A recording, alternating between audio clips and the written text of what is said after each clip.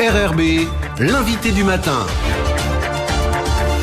Bonjour Jean-François Bodin. Bonjour Lionel. Votre invité ce matin, Francis Lamy, le président de la commission de contrôle du référendum. Effectivement, Francis Lamy, bonjour. Bonjour. Merci d'avoir accepté notre invitation. Alors que vous, hier matin, vous avez déclaré officiellement les résultats du référendum du 4 novembre. On va revenir peut-être, avant de revenir sur les résultats, sur ce que vous avez mis en avant dans cette déclaration tout de suite en préambule en disant le vote s'est très bien passé. Qu'est-ce que vous avez voulu dire à ce moment-là ?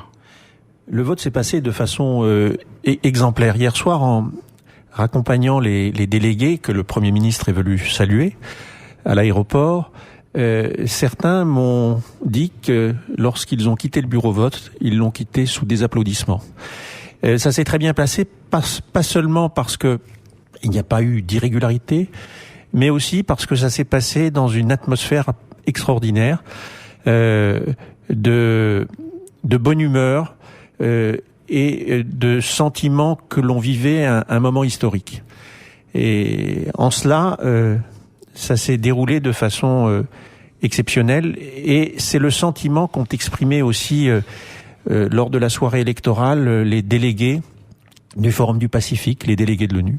Il n'y a eu aucun incident à signaler notable lors de cette journée de vote. Je suis en train de rédiger le procès-verbal et les observations qui seront publiées au journal officiel avant le 8.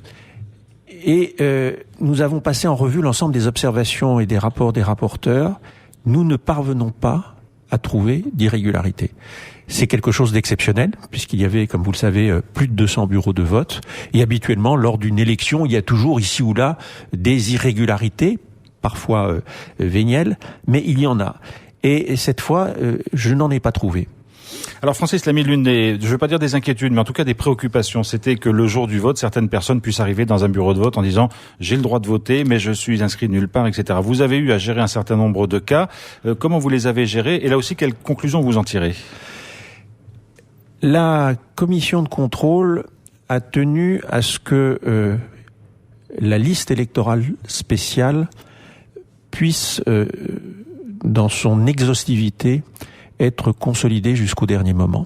Autrement dit, si quelqu'un était passé au travers des mailles du filet, des révisions, des inscriptions d'office, eh bien, il fallait qu'il puisse exercer son droit de vote.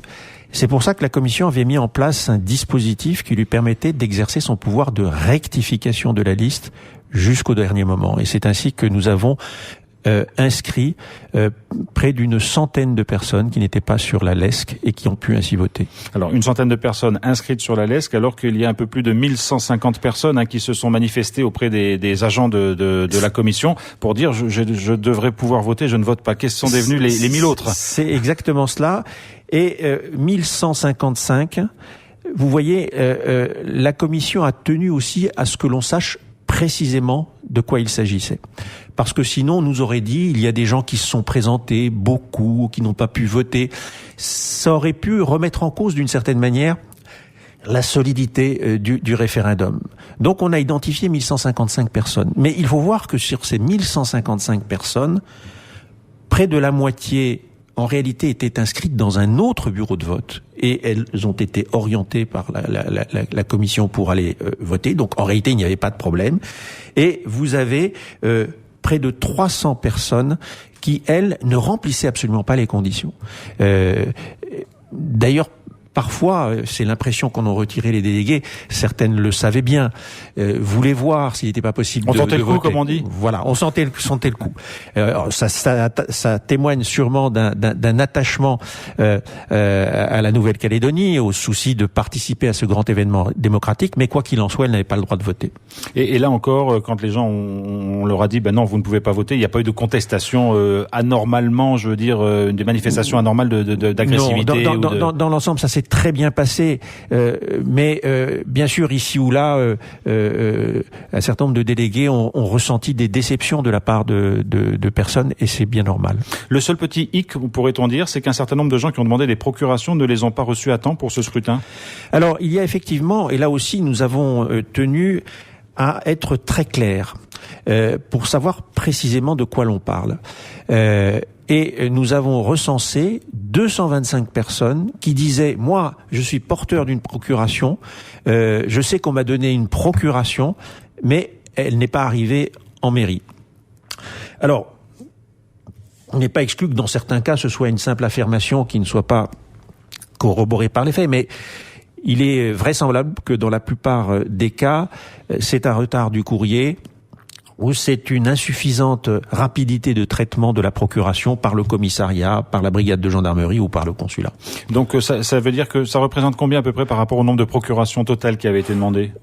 Alors là, on n'a pas le, je n'ai pas le chiffre, mais c'est plusieurs milliers de procurations. Donc dans l'ensemble, ça a bien fonctionné, mais pour ces 225 électeurs, évidemment, c'est regrettable. Alors Francis Lamy, vous avez donc publié, annoncé officiellement les résultats lundi matin, et puis en fin d'après-midi, vous avez publié un communiqué pour quelques modifications, quelques corrections qui restent à la marge de ce scrutin. De quoi s'agit-il? C'est tout à fait à la marge. Il s'avère qu'il y a eu une erreur matérielle qui a été commise par la commission concernant un bureau de vote précis, le bureau de vote numéro 19 du Mont-d'Or. Cela nous a été signalé par le maire du Mont-d'Or. Et nous avons effectivement vérifié et ça conduit au déplacement de 300 voix le résultat définitif. Donc ça ne change absolument pas le résultat. Et du coup, nous nous sommes bien sûr demandé s'il n'y avait pas d'autres erreurs. Nous avons repeigné tous les résultats et il n'y a pas eu de changement entre le oui et le non. Hier, avant de regagner Paris, le Premier ministre a rencontré les membres de la commission à l'aéroport avant que eux aussi regagnent la métropole. Quelle a été la teneur de leurs échanges? Il y a eu une sorte de satisfaction, de remerciement réciproque aussi? C'était un moment de joie parce que les délégués étaient très heureux et très honorés de voir le Premier ministre en personne les remercier. Le Premier ministre lui-même était manifestement très satisfait de sa venue en Nouvelle-Calédonie et c'était un moment extrêmement joyeux. Tout le monde l'a dit avant ce scrutin, il faut qu'il soit incontestable et incontesté. Aujourd'hui, vous avez l'impression qu'avec le travail accompli, et c'est ce qu'a dit le Premier ministre, on est vraiment dans cette configuration? C'est le travail qui a été mené pendant 30 ans est un travail tout à fait considérable.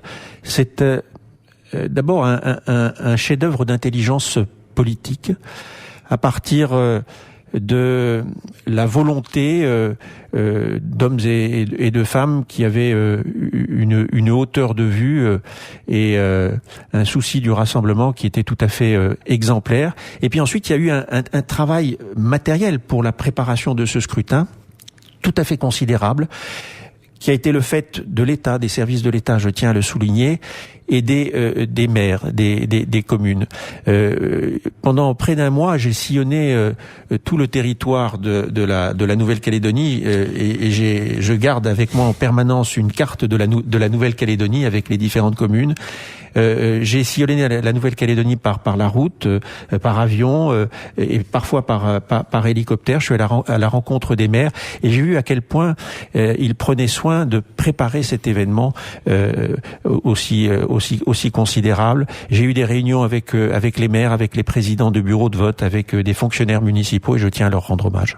Les résultats officiels doivent être maintenant publiés au journal officiel. On peut considérer que c'est à la date de publication qu'ils seront véritablement définitifs. Et quand est-ce que ça devrait intervenir? Alors, ils sont connus donc depuis hier 17h à la virgule près et ces chiffres, ce sont ces chiffres qui vont être publiés. Il faut les publier au plus tard le 8 novembre. Voilà, donc ce sera fait. Et nous nous réunissons aujourd'hui la commission à 15h. Voilà. Et ensuite, vous quitterez le territoire? Et je quitte ce territoire ce soir. Voilà. Donc, avec des impressions plein la tête et le sentiment du devoir accompli et d'avoir participé à ce qu'un événement historique puisse se dérouler dans les meilleures conditions possibles. Vous avez eu l'impression, et c'est peut-être une question un peu plus personnelle, mais dans une carrière entre guillemets de conseiller d'État, d'avoir vécu quelque chose d'un peu unique? Oui, ça fait partie des moments dont je me souviendrai toute ma vie et dont je serai très fier. Francis Lamy, merci beaucoup d'avoir été avec nous ce matin. Merci.